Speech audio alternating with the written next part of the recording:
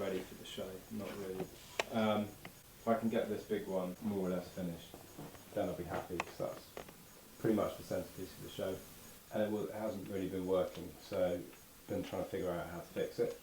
Got it to a stage where I'm happy with the composition, but now I'm not happy with the colours and the light in it, the general feeling I get from the picture. So these paintings came about through a slightly awkward door. Remembrance, not a theme that immediately felt a natural fit for my work. But then the invitation from Chapel Arts got me thinking specifically about Stanley Spencer's murals at Sandham Memorial Chapel, just down the road. His response to war was so defiantly unwarlike. Not battles, but floors being scrubbed, beds made, bread eaten, profound in their dailiness.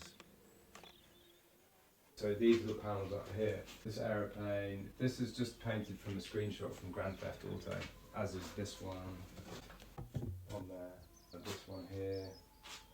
Sometimes steal images from other Instagram accounts and people's, and I feel it, and so I don't show those paintings. They're just like, for me, that one up there, the green one, which is just lifted from someone else, another artist's Instagram account. And it's of him sitting on a mountain with a painting, because he makes these paintings and then he goes and leaves them outside on a hill in Cyprus, and then comes back a year later and finds the paintings affected by the weather.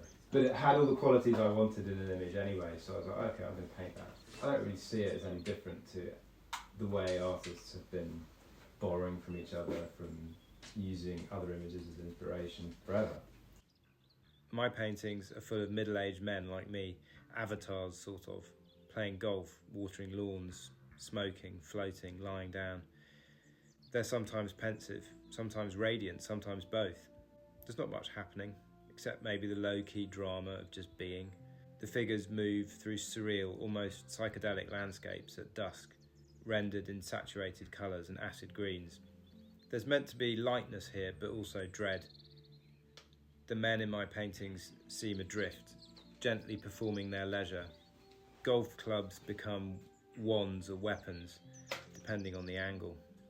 Lawns stretch out like strange stages. It's masculinity, maybe, but in a costume, performative, nostalgic, unsure. These worlds aren't utopias, but they're not exactly dystopias either.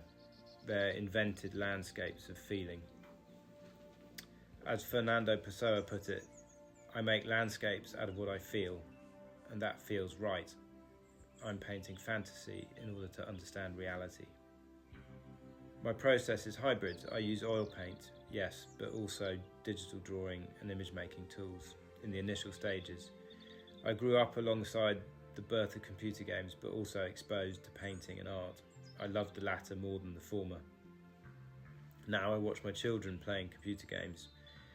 These are the tools and images around me, and I want to see what happens when old and new mediums try to speak to each other.